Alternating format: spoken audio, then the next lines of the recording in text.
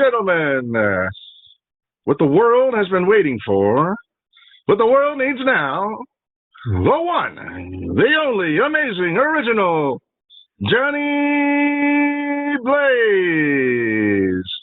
Often imitated, but never duplicated. There's Johnny. Ladies and gentlemen, I'd like to welcome you all to the original Johnny Blaze Show. It's always great to be here, and I blaze right in with my karate kick. Let's have a blazing hot fun time. Whenever you have to break some bad news to your wife, just speak softly and take both her hands in yours. Make sure you hold them tight so she can't hit you with them. A wife kicked her husband out of the bedroom and forced him to sleep on the couch. Why are you doing this? He asked. The doctor told me I can't touch anything alcoholic anymore. A wise man once said that marriage is the triumph of love over intelligence. When a man marries a second time, it's a triumph of loneliness over bitter experience. Every honeymoon is like going to a fancy restaurant and ordering whatever you want on the menu. Then you notice the couple at the next table and you tell the waiter, I'll have what he's having. A husband raced home to tell his wife the great news. Pack your bags, I just won the lottery. The wife said, that's great. Where are we going? Wherever you want, the husband said. Just take one half of the money and stay there. A wife told her husband, I think this outfit makes me look fat. Yes, it does, but at least your eyesight's improving. There are two kinds of marriages. One is where the husband gives and the wife takes. In the other marriage, the wife takes and the husband gives. We have a blazing hot fun show with a special guest. She is a multi-talented actress, producer, director, and writer. Please give a big warm welcome and say hello to the one and only ERIKA LYNN JOLIE. Hello. Hello, hey. Welcome to the amazing original Johnny Blaze Show, ERIKA. Thank you for having me. ERIKA, you're most welcome. You're looking delightful, looking very, very attractive. Thank you so much. So are you. Thank you. Beautiful smile. Oh, yeah.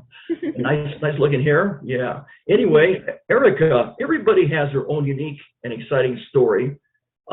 Give me a rundown. Tell me and talk to me and tell me all about the ERIKA LYNN JOLIE story. How did you get started in entertainment and where are you from?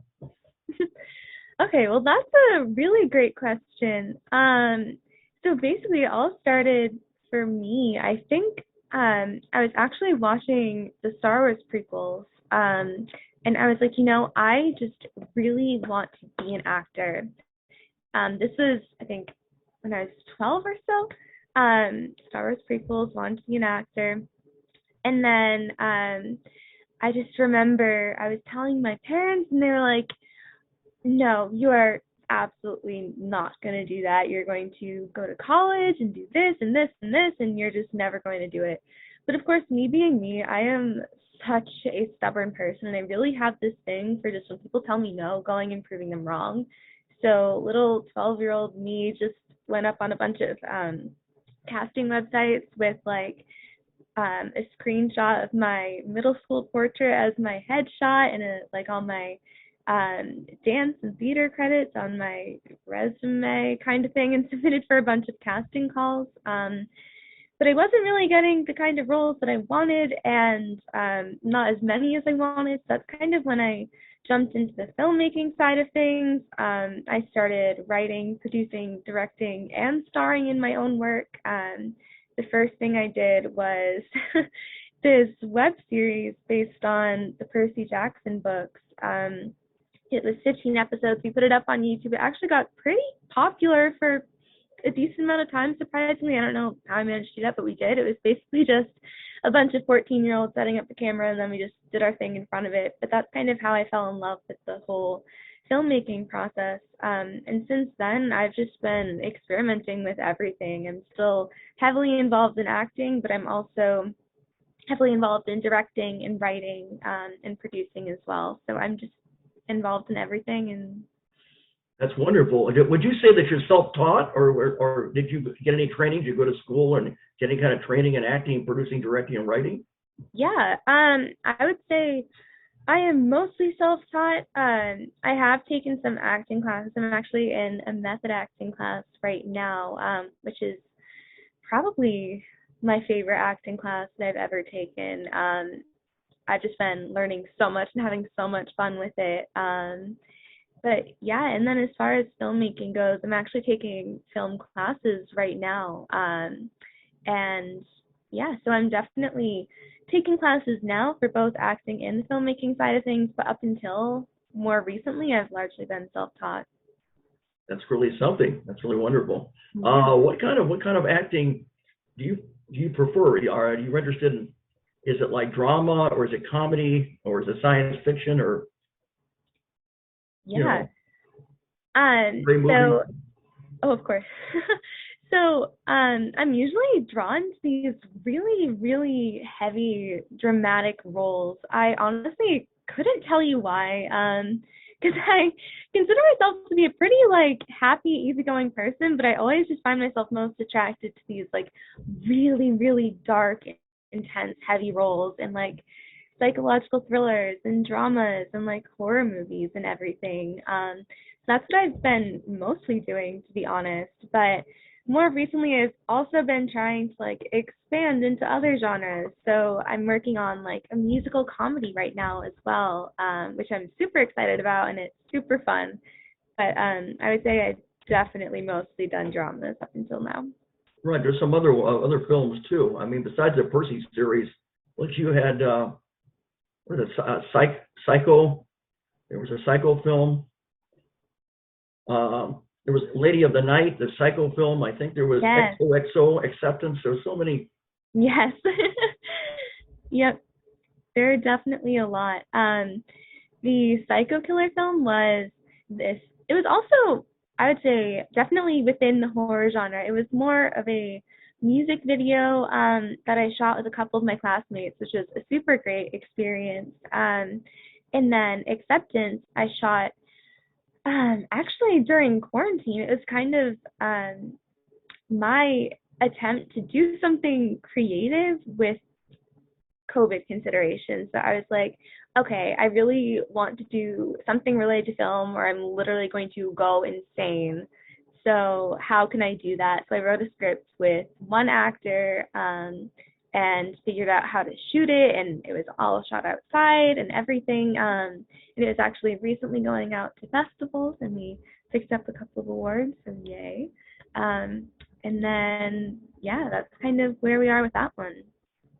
Right. So you won. I just reading about you. You've done a lot. You won quite a few awards, and you've also had some runner-up awards.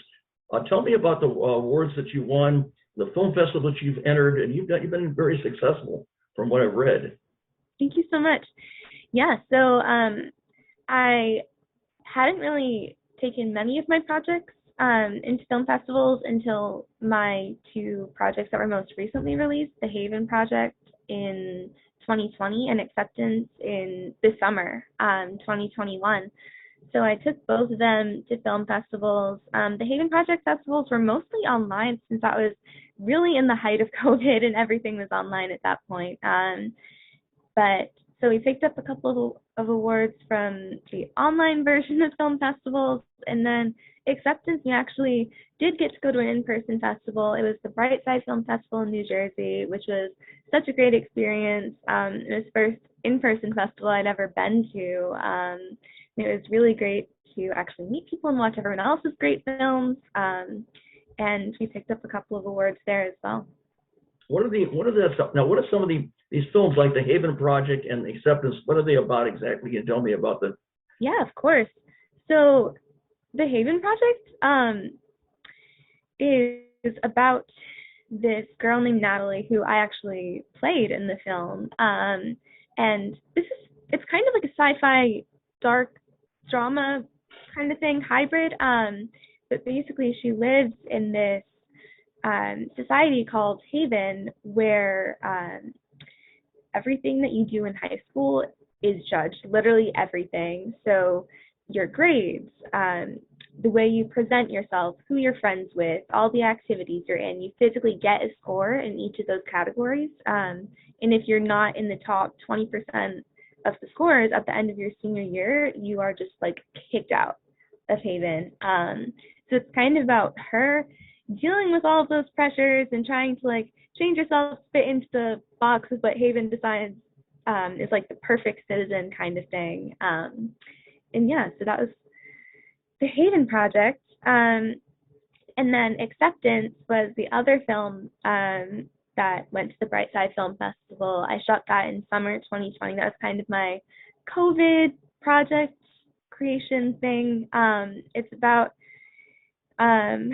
this girl named Shay who has kind of had a really troubled past. It's kind of about how she's been running away from it for so long and how she finally has to come to terms with everything she's done, everything that's been done to her, and kind of just reconcile all of that with who she is now. There's another film in which I think I read about, has something to do with remembering, where people, they forgot, they're able to erase their memories is what they did. What was that? Yep, so that was another film that I shot during summer 2020 called Remember Us. That was, I would say it's kind of like a sci-fi sort of genre, sort of similar to the Haven Project in a way, where we're in this society that's really defining what is okay and what's not okay for people. And in the case of Remember Us, everyone really just has to be totally like unemotional. Emotion is like not a thing. It's not allowed. Like if you express emotion, period, like it's a disease, you're sick, like any sort of emotion, like happiness, sadness, literally anything. So it's about this girl, Sarah, who is obviously displaying her emotions. So she gets sent into this treatment program. And we're kind of following her through this program, and basically what happens, I don't want to spoil too much, but they essentially erase everything you remember that makes you human, that gives you emotion. So it's kind of following her journey through that program. Wow, that's interesting. You had some other ones too. You have Xoxo, and then there's another one upcoming, I guess, FK Love. Yes. So Xoxo was a little like out of the ordinary for me. That was a film that I produced with my friend Anthony back in 2018. He had seen my Percy Jackson web series, and he was also around the Boston area. So we're like, hey, like let's do a collab. So we did. It was kind of like a Valentine's Day themed, like romantic comedy drama sort of thing, which is super fun. And definitely not like what I had done before, so especially coming out of Percy Jackson. So that was super exciting. And then the most recent film I shot, FK Love, was also this really dark, twisted thing. If you asked me to like talk about it, I wouldn't even know what to say, to be honest. It's just this like really dark, twisted thing. It's about this girl named Lexi who has had her heart broken in her past relationships way too many times, so she's finally just fed up with it. So she goes and gets revenge on each one of her exes. Wow. And it's very really interesting. Yeah. It's wild. You have some interesting films. There was some other film, I don't remember the name of it exactly, but you put so much passion into your role. You were saying something like that you were not, I don't know, something about you being a daughter of somebody and everything, and you're really upset and everything. There was so much feeling involved. I don't remember the name of it exactly. It just, you put so much passion into it. I don't remember the name of it exactly. I wish I could remember.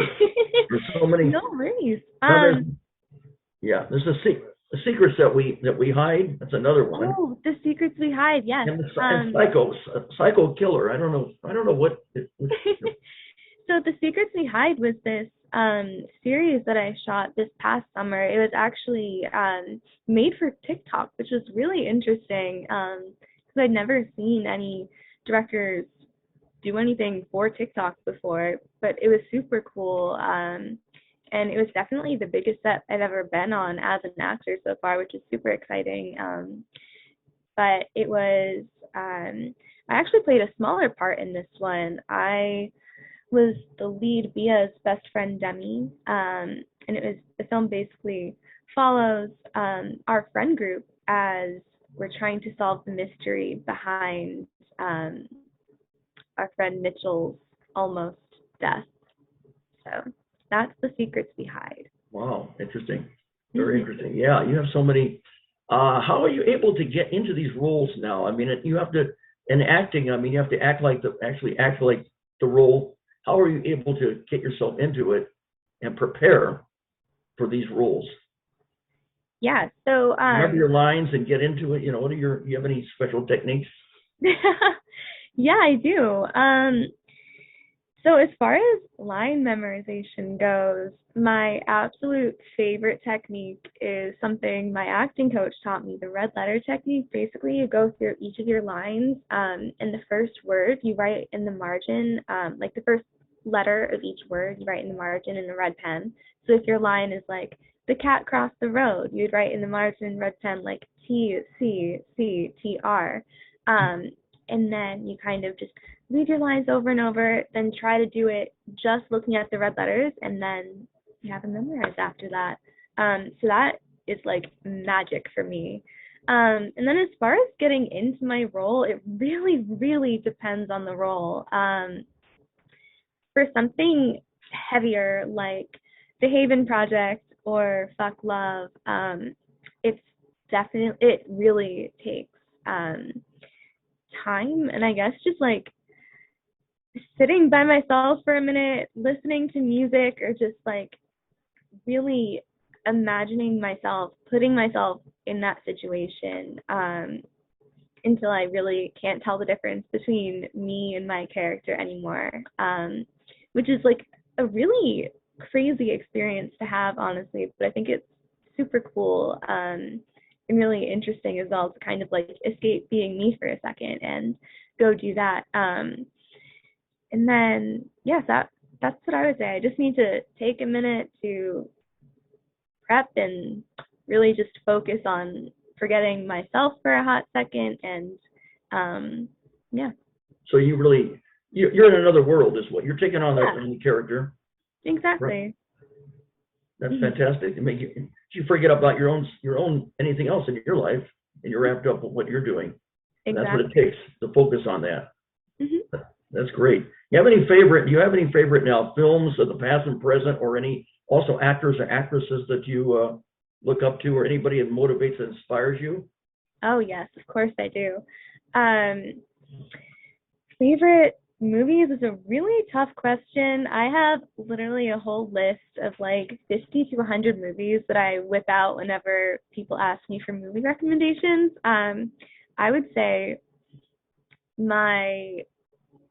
I have two favorites. One is like a nostalgic childhood favorite, and one is like my genuine actual favorite. So the nostalgic childhood favorite is like Star Wars Episode 3, Revenge of the Sith. That was like my thing since I was 12. That was kind of what got me into acting. And now it's a tradition. I watch it every year on my birthday. I can literally quote the entire dialogue of the movie. And there are even YouTube videos where they'll take scenes from that movie and like Google translate it through 100 different languages. I can even memorize those and quote like Google translated scenes to you. So like that's just been my thing since I was 12. And then other than that, like my genuine favorite movie, like my, at least as of now, is Memento by Christopher Nolan. I think that's Memento? Such a great film. What do you think about superhero characters too? Avengers or any Marvel characters at all? Yeah, Spider-Man I definitely enjoy those movies, but I have to go into them with a certain mindset as well. For me, honestly, a lot of them are really similar. I think they're genuine, fun movies, but a lot of them are just the same. So I have to go into it thinking, you know what, this is just going to be a fun time and not think about it too much. Whereas with a movie like Memento, I'm like, okay, like this is a thinking movie. I need to be like on the edge of my seat, like thinking this entire thing through. What is there about Memento? What is there about a Memento that really appeals to you? Why is there that really excites you? Yeah, I think it's just such a cool film. The way it was done, it's like honestly so complicated. I can't even explain it. It's literally alternating like back and forth in time, with like colored scenes versus black and white scenes, kind of like moving forward in time and like back in the past until they kind of like combine in the middle, and it's like this big reveal, and it's just like, oh my god. But yeah. Yeah, there were some great science fiction movies in the past. I don't know. There was, well, there was, remember E.T. with Spielberg. Remember that? Yes, That was yes, I something. love that movie. Right, Drew Barrymore's first role. Oh yeah, extraterrestrials. Steven Spielberg. Then there was Yes. Close Encounters of the Third Kind, Raiders of the Lost Ark. Hmm. There was so many different. There was Invaders from Mars a long time ago. The boy with green hair. No. Yeah, remember Basic Instinct with Sharon Stone, or Psycho. There's so many great movies. Do you have any? So you have anybody? Do you look up to anybody that motivates and inspires you in entertainment and film producers, directors, writers? Anybody? Yes. Yes. Favorite? Okay. So many people. Gosh. Okay. So in terms of actors, I would probably say Zendaya. I think she is just Who? such Who was that? a, what was that? Who was that? Excuse me. Who was that? No problem. Zendaya. Zendaya. Zendaya. Okay. Yep. I think she is just such a multi-talented queen. And I really admire how she's really stayed true to herself and her ideals, and in this crazy industry. And I just think she is so talented. I love all of her things. I think I would like pass out if I ever met her or got to work with her on anything. So I don't know. Zendaya is insane. So definitely her. And then in terms of filmmakers,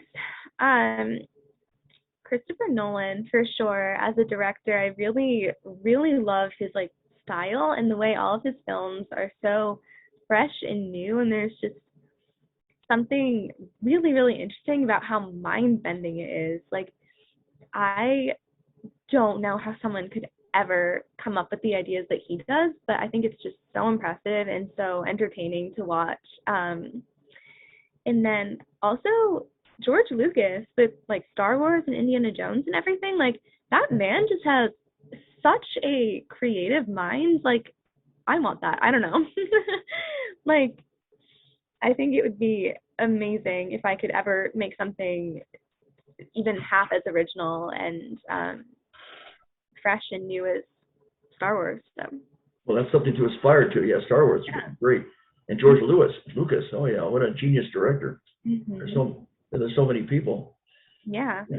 So that it's quite a challenge. How do you go about as far as making a movie? It looks like you've done. You don't just make the movie. I mean, you seems like you star in the movie, you produce the movie, and you direct the movie, and you also write. So you are very multi-talented to be able to do all that. Yeah. So it's definitely a really long, hard process, which is why I only do all of that stuff, like writing, producing, directing, and acting, in projects that I'm like uber passionate about, where I'm like, okay, like I cannot give these roles to anyone else. Like, I have to do it. Like, they're my babies. So with those projects, I basically start out with an idea. Usually it's something really personal to me, which is why I have a hard time passing it off to someone else. I'm just like, okay, I'm gonna do it all.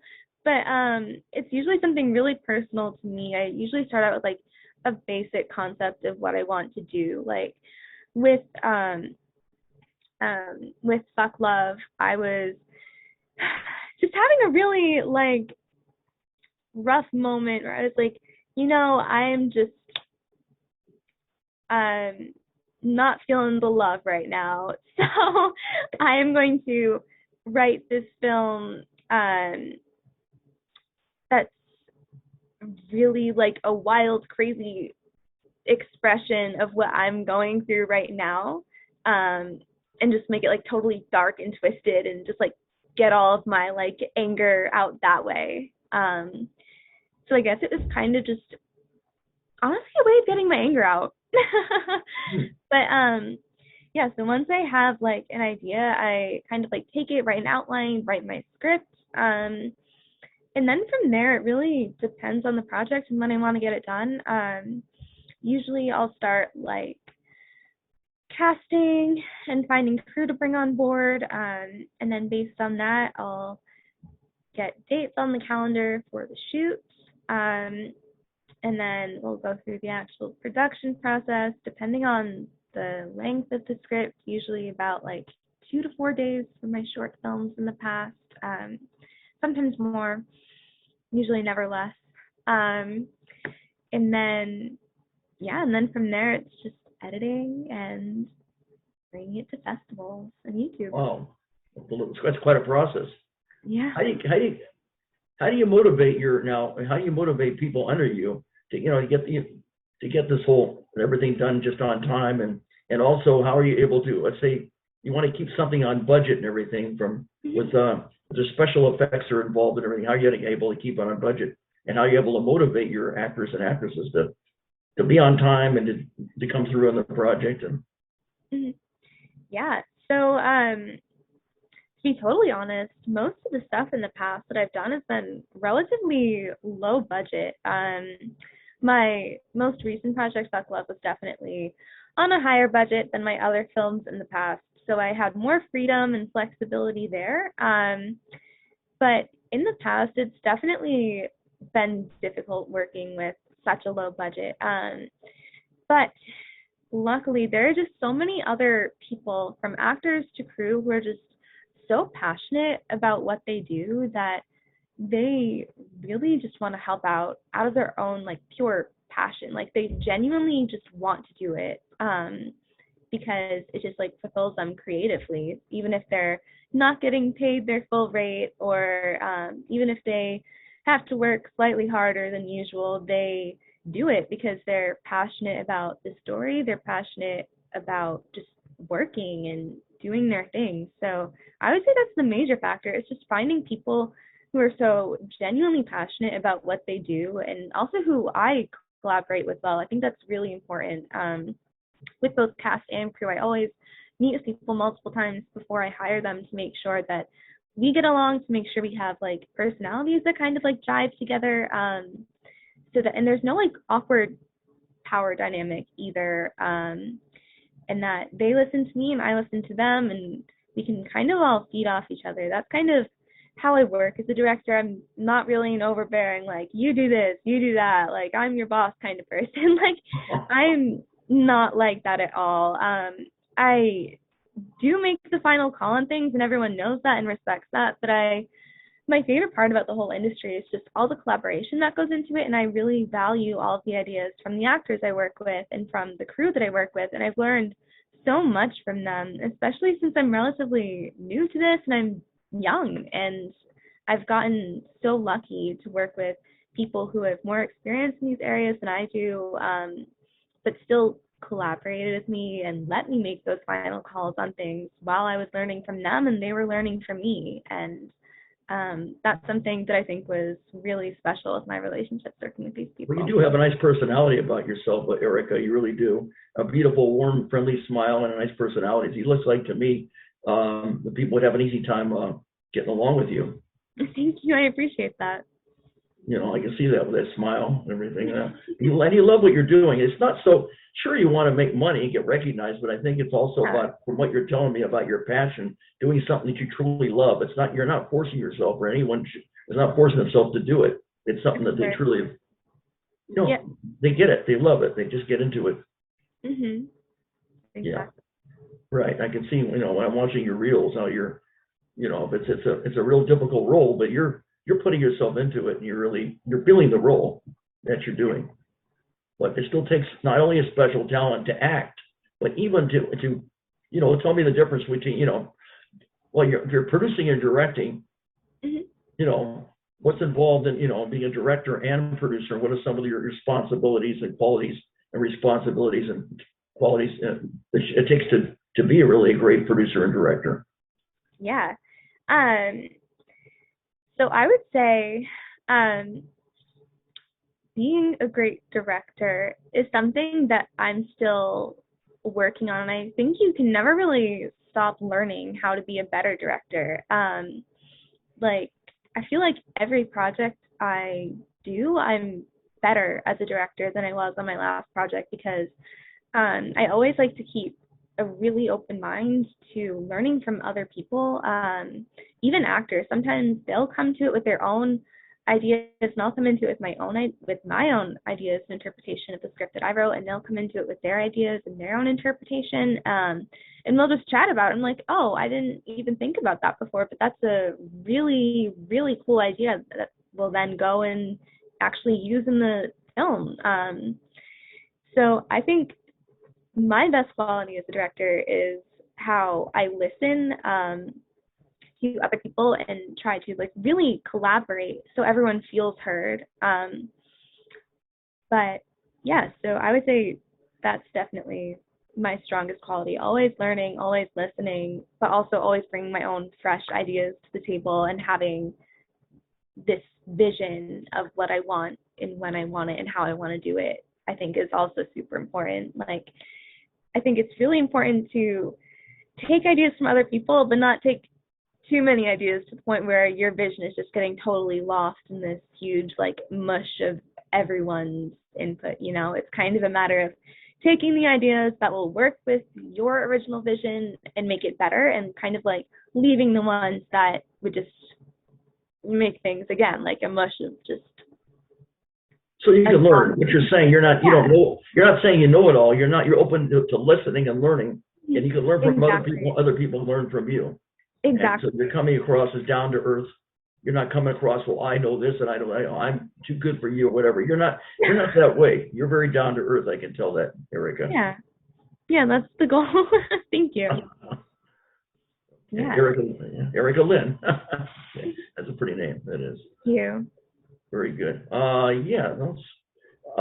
So when you feel like you want to be creative, but you're kind of low in energy, but you're trying to come up with creative ideas, how are you able to do that, even when you're not feeling in the mood, maybe come up with ideas? That is a really great question. It's definitely something that I'm still working on. Like, I remember whenever I have the most free time to do creative things, I feel like that's when I just go totally dry in terms of ideas of stuff that I want to do. Like, I remember at the beginning of quarantine, I'm like, I have all the time in the world. I'm not working right now. I should just do a ton of writing, but I couldn't think of anything. But then as soon as things started picking up again and I didn't really have time to do stuff, I was like, oh my God, like I want to do this and this and this and this and this. And right now I'm pretty much busier than ever, but I'm thinking of literally a new idea for something I want to do every day, which is a good thing, but also a bad thing because I can't do it all at once, and that just hurts me so bad. So it's really inconvenient, but I think what like spurs off like my creative mind is honestly just being busy, being out in the world, doing things, meeting new people, having new experiences, and then the ideas will just like pop in my head. And I see. So you network with people is what you do, and you try to, I guess, get ideas from other people and also from yourself. It's a combination, it sounds like. Yeah. And when you write, have you ever experienced any writer's block? And if you have, how have you been able to overcome it? And what kind of writing? What kind of writing? Also, you do screenwriting, I guess. What kind of writing is you do? Script writing. Yeah. Yeah. So I mainly write scripts. That's really the only kind of writing that I do. When I was younger, I definitely, at one point, I was actually writing a novel that I never finished, and now looking back on it, I definitely don't want to finish, and I hope no one ever reads what I wrote because it was terrible. But yeah, screenwriting is definitely my thing.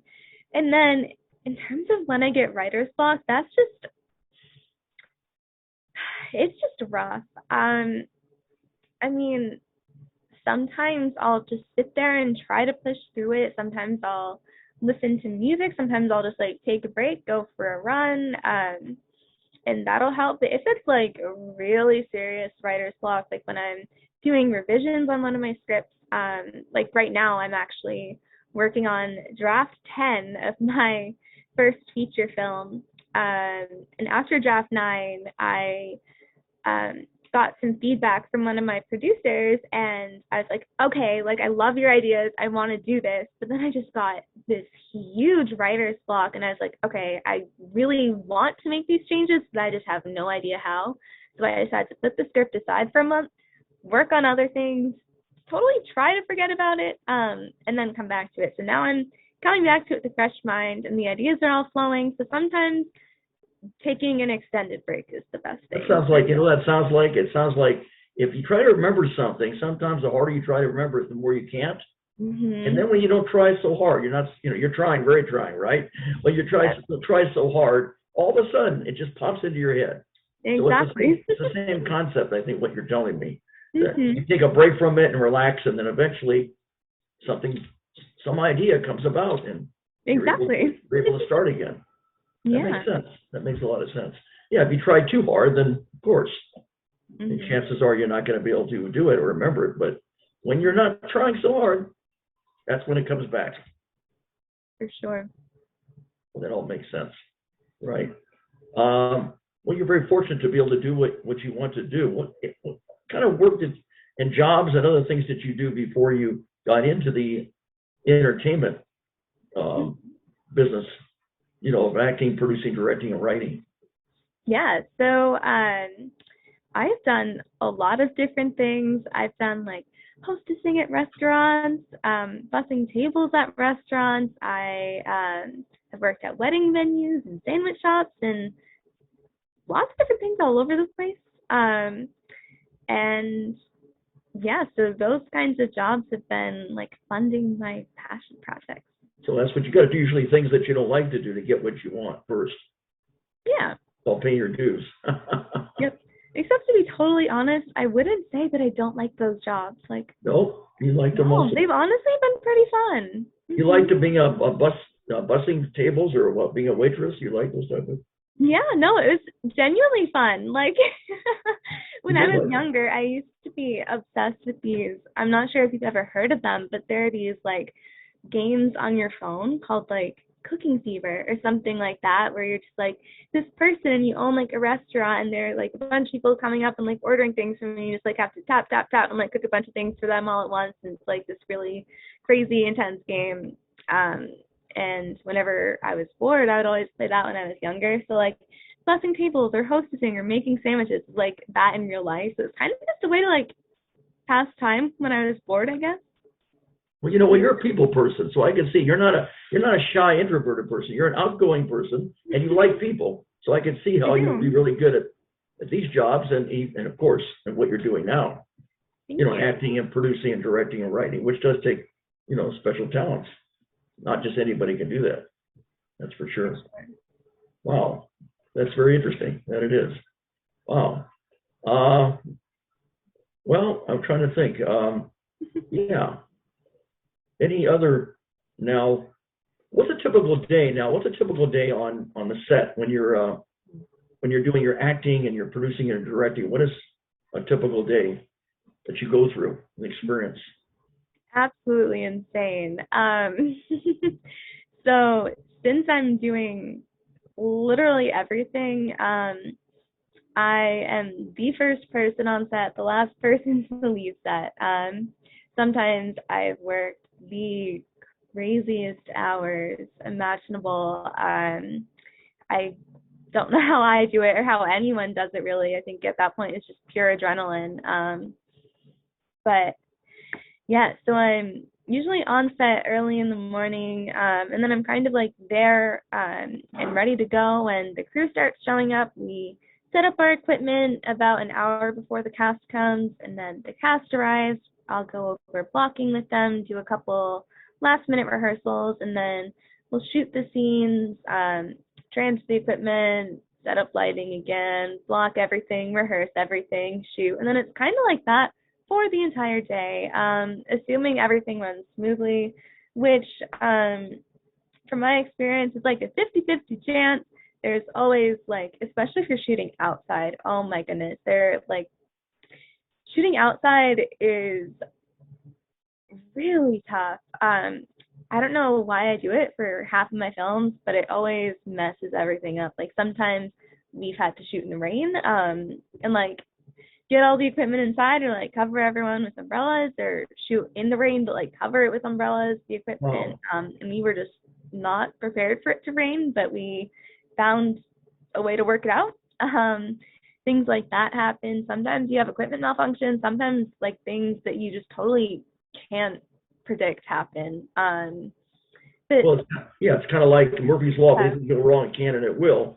So how are you able to work it out? And what has been your most challenging, as far as project, film, and producing and directing and writing? Is there any the most challenging experiences that you've had? Yeah. Most challenging experiences. Okay, so I would say one was, well, both of them actually were on my two most recent shorts. One of them was this hiking film that I shot this June, and I was with a 4-person cast and a really, really small crew, and we were planning on hiking a mountain, like a literal mountain, and shooting all day. And then this is where the rain comes in. We were shooting in New Hampshire, and I don't know how much you know about New England. Well, I'm sure you know about New England weather, but New Hampshire weather is a totally different beast, and weather in the mountains is even worse. So the weather was changing totally, like for the entire week up until the shoot. So we were shooting, I think, on a Monday, and I was checking the weather from the Monday before, and it was set to be like sunny and beautiful. And then on Tuesday, it predicted that what the weather the next Monday would be like totally like rainy and thunderstorms and everything. And then it would kind of go on and off. And then I was like, okay, well, I'm not going to cancel the shoot. And then the day before the shoot, it was predicted to be like sunny and beautiful. And then at the last minute, it changed to predicting thunderstorms starting around like 4 p.m. So I was like, okay, we'll just like push our call time earlier, and then we'll be just finished with the hike before the rain hits, and it'll all be good. So my amazing, dedicated, I don't even know how many compliments I can give them, cast. We're such troopers, and we all got up at 4:30 a.m. We're at the base of the mountain for 6 a.m. and it was pouring. The rain came, I don't know how many hours it is, but earlier than 4 p.m. it was freaking pouring. And I remember we all got out of our cars and we were like just sitting there in our rain jackets, like, okay, are we gonna do this? And then we were all just like, you know what, we're gonna do this. So then we hiked a mountain in the rain while it was pouring on us. And we were all kind of in a bit of a bad mood, understandably, but also trying to keep the spirits high. But then somehow magically around like 10:30, 11 a.m., the rain just stopped and it was sunny and gorgeous for the rest of the day, which is totally the opposite of what the weather predicted. So honestly, I don't think I'm ever going to trust New Hampshire weather predictions again. But we ended up getting some really great footage, and everyone was super happy, and it was such a relief, and it was all around a great experience, minus the first hour. That's an interesting story. Thanks for sharing it. Oh, yeah. All's well that ends well. Thanks, Erika. Exactly. Yeah. So your sunny disposition, everything worked out, even though it didn't seem like it was going to. It certainly did. What kind of now you do short films, you do feature films, have you done documentaries? Any particular favorite type of movies that you get into, or do you like them all alike, or you like them differently, or? That's a good question. So far, I have mainly done short films and web series. I'm in pre-production on a feature right now, but it's not finished yet, so I can't say that I have a feature under my belt, unfortunately. That's right. You don't want to spoiler alert. That's right. Exactly. But I would say between short films and a web series, it's kind of a tie. I really like both. They're kind of similar in a way that they're like short, almost like bite-sized content for people to enjoy. Yeah, I don't know. I'd say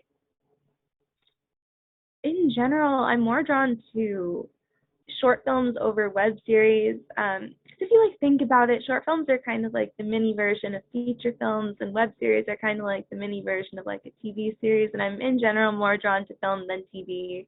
But at the same time, TV is just really fun.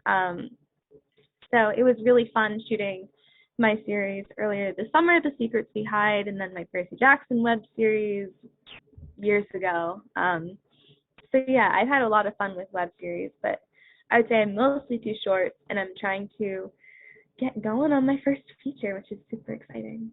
So you really prefer the short, it sounds like, over anything, but you're open to web series, I guess, and then you're looking forward to doing a feature. Yeah. So Mm-hmm. that's good. That's good. So you're not just putting all your eggs in one basket. You're doing a little everything. Mm-hmm. You are multi-talented, that's for sure. You have all kinds of special skills. Thank you. Yeah, that's wonderful, Erika. Yeah. Well, I'm going to ask you now. You've been successful and you're doing really well. Have you ever had any adversity? Have you ever handle any kind of possible, like, any rejection at all? If you did, how were you able to handle it in all the time that you've been doing this, acting and producing, directing and writing? Yeah. I would say 99% of the feedback I've gotten ever has always just been a no, which honestly sounds really bad, but the 1% of yeses that I get are worth it, so it's all good. But acting is literally just one giant rejection.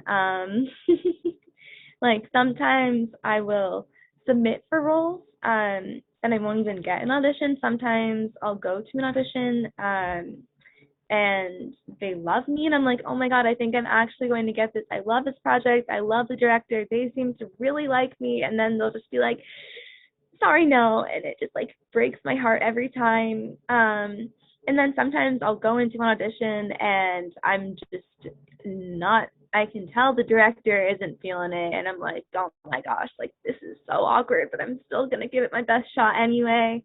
And then I'd say about maybe like 20% of the time, I'd say maybe like 1 in 5 auditions I do, I actually book the part. And then I'm obviously over the moon. So yay, success, love it. And then in terms of producing and directing, it is just a constant battle because, and it's something that I am still struggling with. You're never going to be able to satisfy everyone, and that's something that's really hard for me. I am such a people pleaser, so if someone doesn't like something that I'm doing, I'm like, okay, like I'm gonna fix it. I want to fix it for you, especially in my writing. But then, kind of like what I was talking about with directing earlier, you have to take some ideas that stick with your original vision, but also don't make it just like this mushy wish-wash of like everything in a way. Like when I was first writing this script that I'm now on draft 10 of, I got so much feedback from so many people, and I tried to incorporate all of it, that it was just this like big, really like dense, like convoluted thing. And then I read through it again with my producer, and I was like, damn, this is just really not what I originally brought to the table. And my producer kind of just helped me sift through all of it. And we were going through all the feedback that I had gotten and kind of deciding like, okay, like what works, what doesn't. And then kind of just going from there. And then that's when I put it aside for a month. And I was like, okay, we're going to put it aside, work on something else, just forget about it for a while, and then come back to it with a fresh mind, and then just like go from there. And that's what I'm doing now. But yeah. That's a great attitude. It really is. Because there is so much adversity. And how about as far as anxiety? Is there already a time that you feel, before you're auditioning or you're doing anything or any projects, is there any time where you feel like tension and anxiety? And if there is, how are you able to overcome that? Yeah. I would say definitely less now than when I first got started. I think my first couple of auditions, I was definitely really nervous, like sweating, the shakes, the whole package. But that was also when I had a totally different mindset where I was like, okay, like I have to get this part or else I'm gonna like fail at acting, I'm gonna fail at life. Like if I don't get this, I'm just like a total failure. But now I kind of go into it the mindset of like, okay, I'm just going to go and give it my best shot. And if I get it, that's great. And if I don't, like that's fine. I just wasn't right for the part. That's like nothing against me. It doesn't mean I'm a failure. It doesn't mean I'm a bad actor. It doesn't mean the director hated me. It just means I wasn't right for the part. So I'd say in terms of acting, I definitely get less nervous now. Obviously, if it's a project that I really, really care about, or directors that I really, really want to work with, and I'm like, oh my God, I want this so badly, then that's more nerve-wracking for me than a project where I'm just like, okay, like this seems fun. I could go without it though.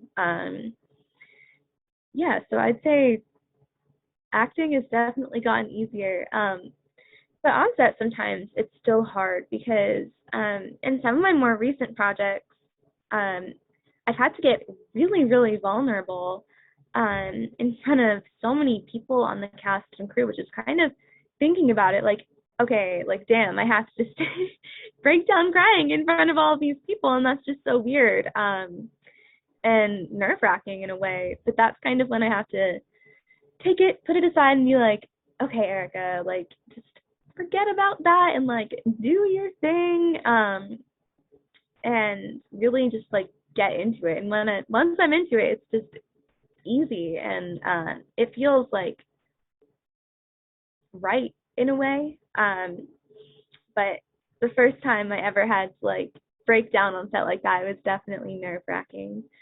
And then in terms of directing and writing, I always get nervous when I'm on like calls with other producers hearing feedback and everything because I'm still just like, I really want you to like it. And then it's obviously like hard to hear a no, or hard to hear like, okay, I really, really despise this about your script. Even though it's one of my favorite things about it, it's obviously hard to hear that from other people. But yeah, I would say overall I'm in a pretty good mindset as far as all of those things go. Well, there's a song that applies. Ricky Nelson sang the song in Madison Square Garden. If you can't please everybody, please yourself. And that's true. You're not going to be able to please everybody. It's impossible. Some of the greatest filmmakers or directors or producers or writers, or even, you know, anybody else, even in other parts of entertainment, acting and singing and dancing, you know, whatever, they couldn't please everybody, but they please themselves. Exactly. So that applies all over the place. It's a universal application. Yeah. There you go. Anyway, very, very interesting, Erika. It's very interesting. Get an idea about the inner workings of everything. I was wondering if you had to do anything over again in your career, was there anything different that you would do than you're doing now? Erika?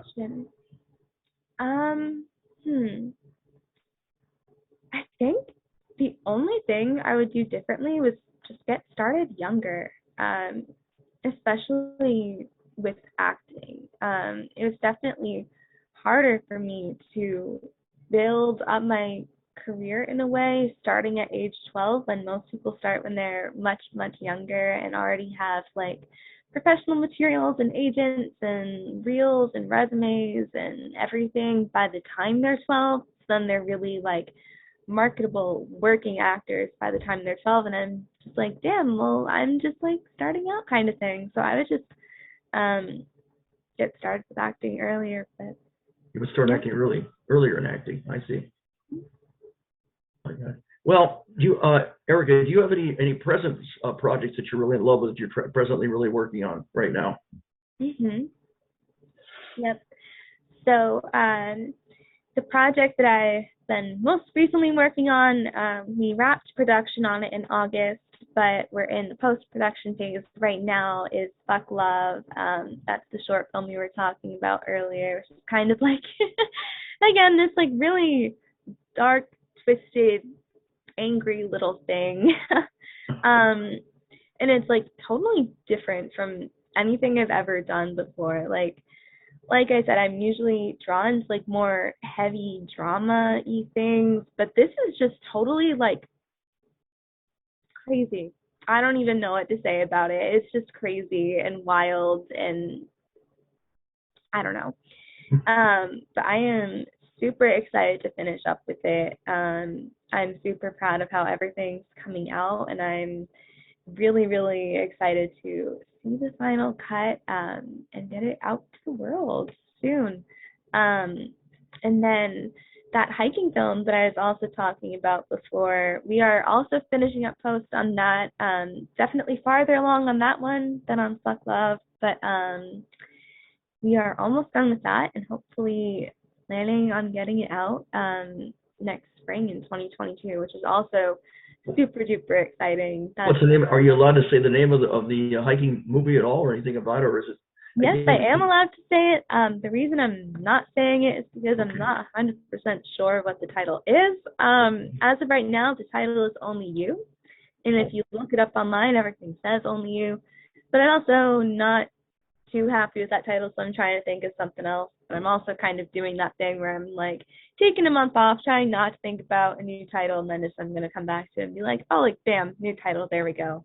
And you have to keep under wraps the Only You, or can you say what the plot is about? Oh, yeah. yes, the plot is basically about the relationship between a father and his daughter after his wife passed away. The girl's mom passed away. Their relationship kind of totally fell apart, and he kind of went down this really dark path in his life, especially with drinking and struggling with that and everything. So it's kind of about the two of them, I guess, their relationship, how they came apart, and how they're sort of kind of slowly-ish coming back together. It's kind of like messy and imperfect in a lot of ways. And there's no real like happy, beautiful ending, like tied up with a nice bow and wrapped up or anything. But I think that's kind of what makes it so like real and interesting, is that it isn't like perfect in that way. That's great. So it's not artificial, it's real. Okay. Yeah. And you really feel it. You can feel the passion on it. Excellent. You have any future dream projects, Erika, that you haven't done that you're thinking about doing in the future? Yep, I have so many ideas just like sitting on my list of things to do right now. Like I was saying earlier, like all of the inspiration just hits me at once. Like I can go for a totally dry spell with no ideas for a month, like especially again during the beginning of quarantine. But then as soon as I got busy, like 20 ideas just hit me. And I have no idea when I'm going to find the time to do them all. But yeah, so I am in development on the pilot for this like Glee Pitch Perfect-esque TV series, which I'm super duper excited about. It's again like kind of a musical comedy, which is really different from my really recent like dark drama sort of thing. I'm super excited about that. And then I've also been like dying to get more into music. I do a little bit of singing myself, so I might take a shot at songwriting. Oh, really? Yeah, you did. No, I know you had lessons. You did have lessons taken, I guess, in singing and dancing, didn't you? Oh, yes. Yep. I've been dancing since I was 3 and singing since I was 8. And what kind of dancing and singing do you really go for? Mm-hmm. You train for it? So, dance I trained in pretty much everything. I never really settled on one style. So I did ballet, I did tap, I did jazz, I did point, I did lyrical, I did hip hop, I did literally everything. So yeah. Great. Well, all kinds of. You're an Eric of all trades. Yes, I am. And that's a dance. And now, what about singing? Now, what kind of singing do you get into? Do you have a soprano voice, or you have an alto, or? Yep, soprano. So in terms of singing, I did train in a bit of classical music, as well as pop. I'm definitely more drawn to pop, but I did sing classical as well. And then, yeah. That's cool. Well, you're really well-rounded, that's for sure. Very talented, very versatile. Very interesting, Erika. Thank you. So you're thinking about doing some musical comedy. Would you star in it yourself, or would it be other people? Would you be doing it all, producing, directing, writing, and performing and acting, or would it be other people that you would cast? Yeah, so for this, I'm super excited to not be doing everything, which is really exciting. But I'm co-writing with this writer from LA. Her name is Sarah, and we're also going to be co-directing. We're hoping to get into production next spring in 2022. So we'll be co-directing. I'm going to be playing a smaller part in it because I couldn't pass it up, but it's also following a bunch of high school students, and at this point I don't think I could pass for a freshman in high school, so that is going to someone else who's definitely a much better fit for the role than I could ever be, and she's super talented and amazing, amazing singer, amazing actress, and I'm super excited to work with her. So. Well, ERIKA LYNN JOLIE, you've had and continue to have a most fascinating, exciting, and wonderful and rewarding life and career in entertainment and in general. Thank you. Okay, so now I also did some reading about you. Apparently you have a production company, Dreamers Entertainment. Yeah. Talk to me and tell me about Dreamers Entertainment. What does that production company do? What's the mission, purpose, and the things that are involved in that company? Yeah. So, gosh, okay. So it started with my Percy Jackson series back in, I think, when did I do that? 2016, I think. So I kind of just got a bunch of like local Massachusetts people who were passionate about like film and acting and everything together, and we did that.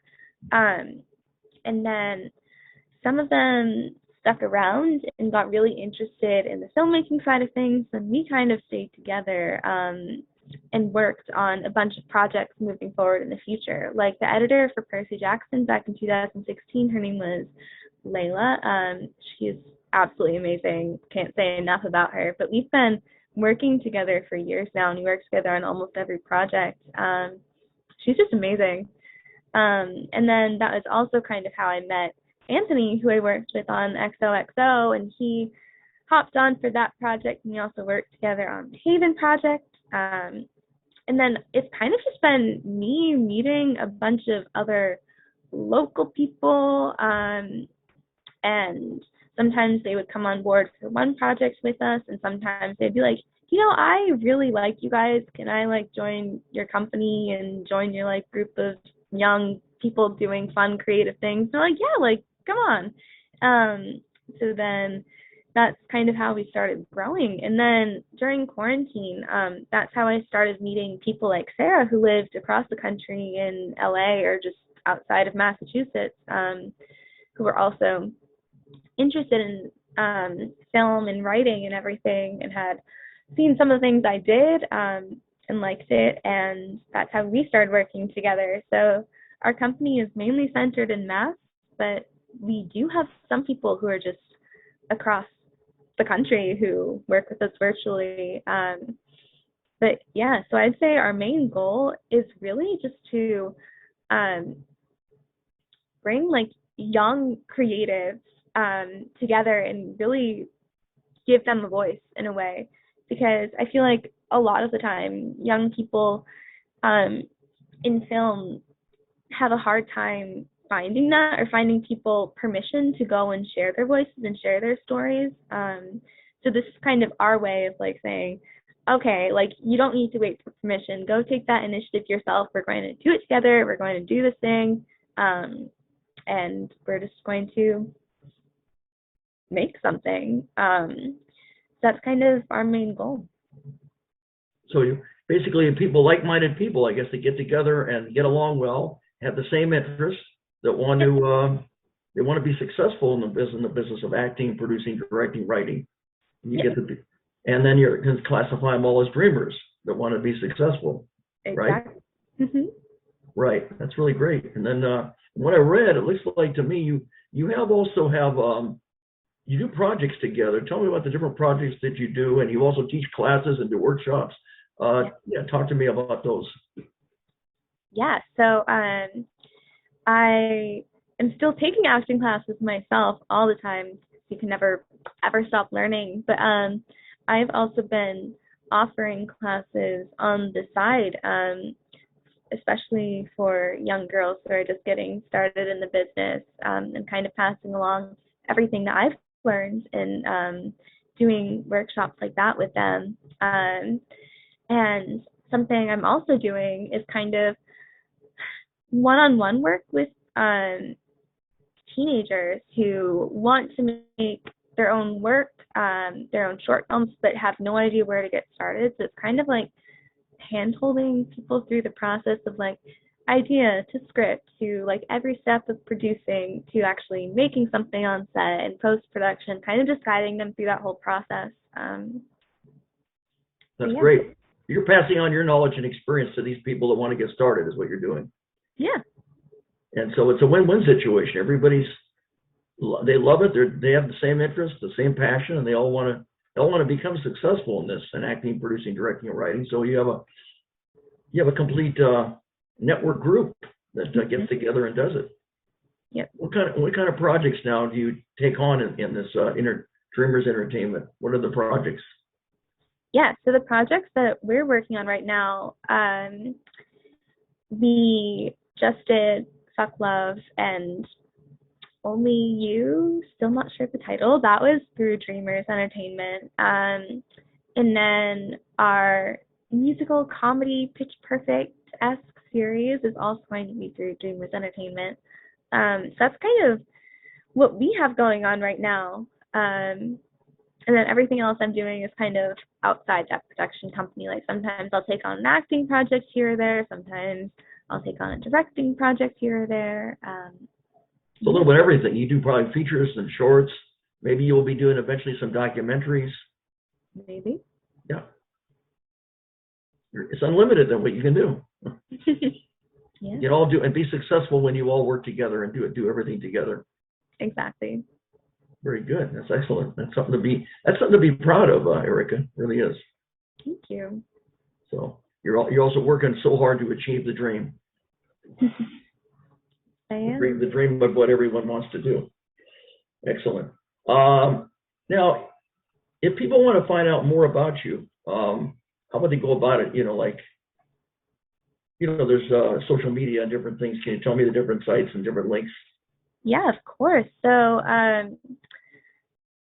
okay. So you can follow me on Instagram at ERIKA Jolie. That's my main form of social media. I don't really do Twitter, and I'm awful at Facebook. So Instagram is definitely the best way to go. You can subscribe to Dreamers Entertainment on YouTube. That's where we upload all of our trailers, all of our short films and everything. So you can stay updated with us there. You can also check out our Dreamers Entertainment website. Dreamers Entertainment is much better at social media than I am. We also have a Twitter, Facebook, Instagram, everything. So you can check out all of those links. They're always linked at the bottom of every one of our YouTube videos and also on our website. So it's kind of super easy to navigate between everything we have going on there. And then also to stay updated on everything I'm doing personally, I'd say IMDb is the best place to go for all of my current and upcoming projects. Excellent. So you're all over the place. You have a YouTube channel, you're on IMDb, you have your own entertainment website. You have Twitter, I guess, Instagram, you name it, you're there. So it shouldn't be hard for people to find you. Excellent. Very good. Now, I do want to say that you have a famous last name. I do want to get that across in this interview for, for everybody that, for all your fans and friends out there, yes. People that know about you. ERIKA LYNN JOLIE, that last name is, how can you forget? Jolie, I mean, the famous Angelina Jolie is such a top successful actress. I was just wondering if there's any relation to her at all, if you're related or any relatives at all, or somebody that's connected to Angelina Jolie. I wish. Unfortunately not. No connection at all. I really wish there was. She is amazing. I am such a huge fan. But no. Maybe that's an idea for you. Maybe that's an idea to reach out to Angelina Jolie. And who knows? Maybe you can do a documentary of her or something. Who knows? It's just an idea that just came to my mind. Yeah. No, for sure. I think I would love to meet her. She's amazing. Maybe you can meet her. Maybe you can even film a documentary about her or something. Who knows? Maybe. I'm just thinking, I came up with an idea for you. I know you have many ideas. Off the top of my head, even if you're not related, the same spelling, same last name, you never know. You never know. Never know. Life is like a box of chocolates. You never quite know what you're going to get. Hopefully something sweet. You know, Tom Hanks did that. So it's true. So I just thought of something for you there. Never can have enough ideas. You never know. You may do it. You may do it. Never know. Another thing, ERIKA LYNN JOLIE. I read about you. You have a nickname, Eureka, which means I found it. And I was wondering how that came about. Did you nickname yourself? Did somebody else come up with that nickname, or? Yeah, that was what my best friends called me, and I think it was 6th grade, and it honestly just kind of stuck. There's no real reason for it. Just one day they were like, "Hey, like Eureka," and maybe because your name, Erika, Erika Eureka, something like that. Yeah. Okay. Well, like I say, you've got so much going for you. You have so much talent. You have a beautiful, warm, friendly smile, a lot of intelligence and talent and ability and passion and charisma and chutzpah. I can go on and on. And it's certainly a pleasure. And the time has gone by very fast. I really enjoyed talking to you, Erika. I did too. Thank you so much for having me. Welcome. It's almost like as if I just met you, as if I'd known you a longer time. That's all. It's so great meeting you. You too, ERIKA LYNN JOLIE. Yeah, very, very good. Very good. Yeah, I really worked hard and prepared for this, as I do in all my interviews. And this is the 26th episode that I've had. Remember, you and I were writing back and forth. Remember when you were asking me questions about the show? Mm-hmm. I think that's great. And I noticed that you gave yourself a credit on my on the IMDb page of my talk show. That's great. I think that's wonderful. The Amazing Johnny Blaze Show. Yeah. That's really wonderful. You certainly deserve it. You're a guest, that you are. 26 guests. Okay, well, anyway, Erika, I just want to say to all my fans and friends, always keep a smile on your face and a song in your heart. Until next time, happy trails and blaze out.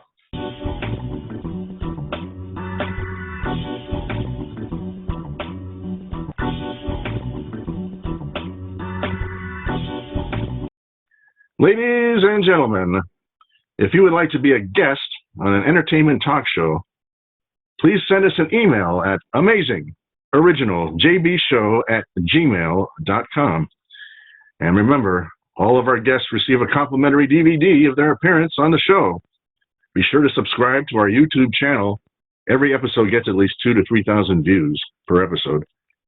And now, ladies and gentlemen, the amazing, original Johnny Blaze has just left the building.